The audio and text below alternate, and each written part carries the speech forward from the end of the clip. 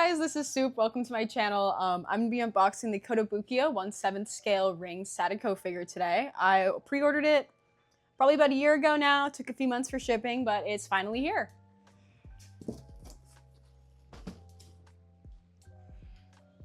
Okay, here she is.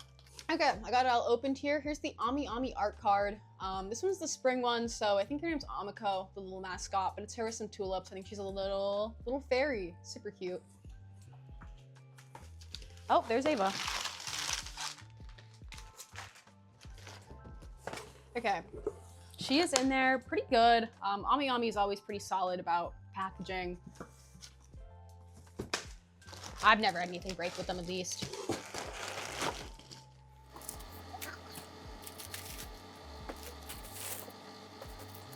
Knife, please.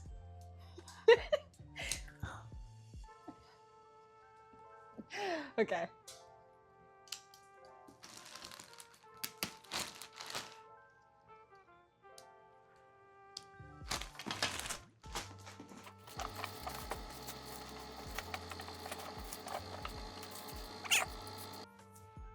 Here she is in the box.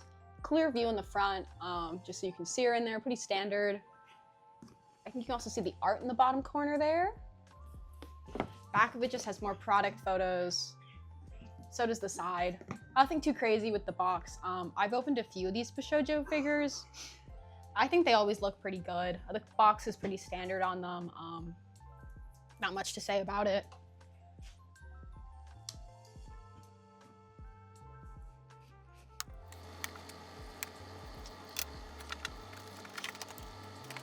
Okay, here she is in all the blistering in the package. I believe she's connected to the base in one piece. Pretty much every other Bishoujo figure I've opened from Kotobukiya has had the same like one piece packaging, no pegs or anything.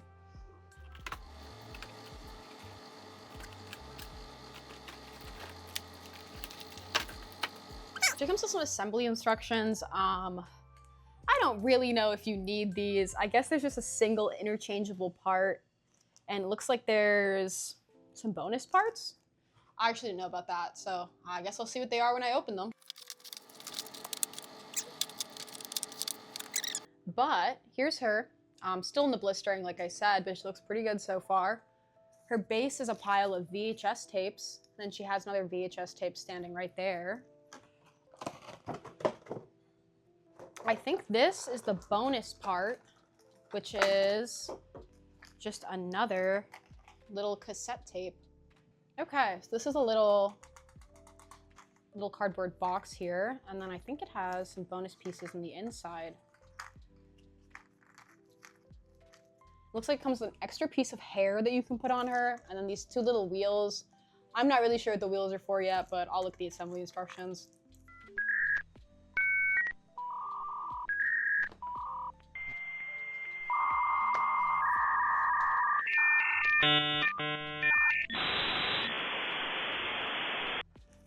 Whoa, there's like a metal peg at the bottom with a nice piece of plastic connected to it. Okay, this is actually the first Bishoujo figure I've seen that does come in two parts. Seems like there's a metal peg at the bottom here with all the VHS tapes.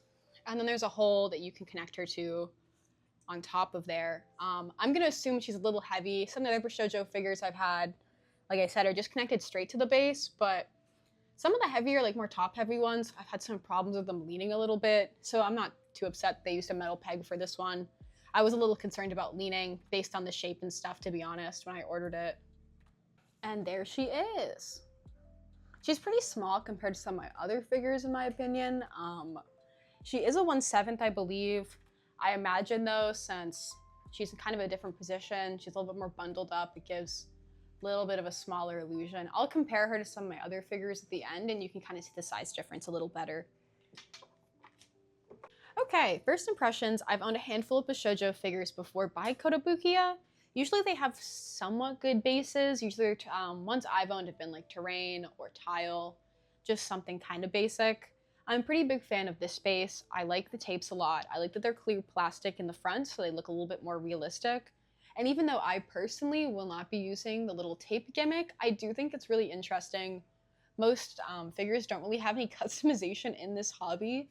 So having a little something you can do besides just unbox it and put it on a shelf, I think it's novel. You know, I think it's definitely novel. Sculpt-wise, I think she looks great. I think the clothes sculpts look really good. I think all the wrinkles look really good. I think her hair looks pretty solid too. The ends of the hair are kind of a clear plastic. It's very slight. I didn't really see it in the product photos, but in real life you can tell it's a little bit clear at the ends. Usually I'm not a big fan of figures that do that. Usually you see it in cheaper ones, like some Ram prize figures have them, some Miku prize figures have them. Some Miku scales do too. It's not super uncommon. I do think it looks good on this figure. Usually I'm of the opinion that the clear hair makes things look a little cheap, but I do think it's just the ends here and it's so slight. I think it's pretty tasteful.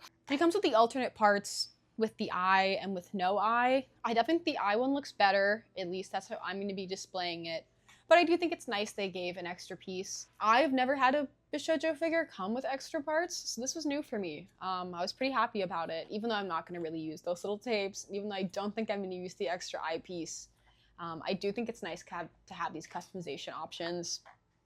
Skin-wise, I do think she looks a little flat, but of course, she is like a spirit kind of thing, so I do understand that, you know, they might not want to do all the pinks and the blushes and stuff on her, but I do think they could have done a little bit of extra shading to make the skin look a little bit less flat. I think the skin sculpt looks pretty good. I think her legs look fine. I think her hands look good. They definitely added some little bumps where her knees and ankles are and stuff, so I'm pretty impressed with the sculpt. I just wish they'd added a little bit more shading on that to make it look just a little bit more depth there. I think the same can be said about her clothes too. I am a big fan of the sculpt. I think this is one of the best clothing sculpts that I've seen on a figure thus far. But I do wish they added a little bit of shading with the wrinkles to really make them pop. I think it's kind of easy to lose that texture in the overall look of the figure, so I think some shading would have made that pop just a little more. Overall, I'm pretty happy with her. I think I paid just a little over $100 for her, and then shipping ran me about $40, and she took a few months to arrive. She's in a pretty good price range. I'm always really impressed by the quality of Bishoujo figures for the price. I think there's some cute details. People online were talking about how her toenails and fingernails looked kind of badly painted, and they do look a little, it's kind of hard to see. They are a little like not super even, but I'm pretty sure that's also a movie accuracy thing, so I don't think that's a gripe in my opinion. I've seen some figures, they just don't paint the nails at all, and it looks kind of bad, so I feel like it's such a small detail. It paints a little splotchy, a little accurate, but I think it looks fine. You really have to stare at it to notice, oh, the fingernails are splotchy. Okay, I wanted to show these girls side by side, because like I said, I think there's a little bit of a size difference in this one versus some of the other previous Bishoujos that I've owned. As you can see, like I was talking about, most Bishoujos, at least the ones I have owned, come just one solid piece on their base. So when I picked her up, I was pretty shocked to see that she was on a metal peg and the base comes into 3 whole different pieces. I haven't owned any of the other horror Bishoujos, so maybe that is standard within the horror ones, but at least with the Darkstalker ones I've owned, they've always been one solid piece on the base. So, well, I do think the Sadako looks really good for her price point. I think the Morgan one has some details the Sadako one doesn't really have. That's kind of a bummer. With the Morgan one, she has some different textures going on with her wings. They're kind of like scaly looking, and then they're also painted to be really shiny. Same thing goes with her little head wings. But I think some details like that, I was really blown away with this figure and the different textures and stuff, and I do think this one looks a little better quality-wise than the Sadako. Her base is pretty plain, it's just some rocks. So I will say, the newer one I just got has a way better base. I think it's way more interesting. But I do wish they had used some of these like textural differences in the Sadako one. Like I kind of wish these tapes were shiny maybe, or maybe just to kind of contrast the matte-ness of her overall. In this one, like the Morgan one, you can see her boots are shiny, her wings are shiny, and I think it really provides some great contrast with the figure. I kind of wish they had done something similar with this one, but for the price point, I'm really not mad at it. That's my full review of this figure. I'm really happy for the quality, for the price. Bishoujos tend to be a little cheaper for a scale figure, pretty consistent, like $100, $115, $120 for them, at least right now. They've definitely gone up a little over the years. But I've always been really impressed with the quality for the price. Like I said, I think Kotobukiya makes some really good figures, and I definitely would keep buying them in the future.